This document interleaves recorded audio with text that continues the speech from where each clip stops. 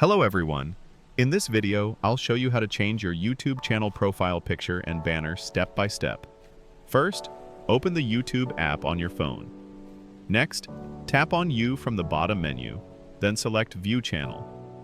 After that, tap on the pencil icon to edit your channel. You will see the channel settings. Tap on the profile picture, choose the image you want from your device, and then tap Save.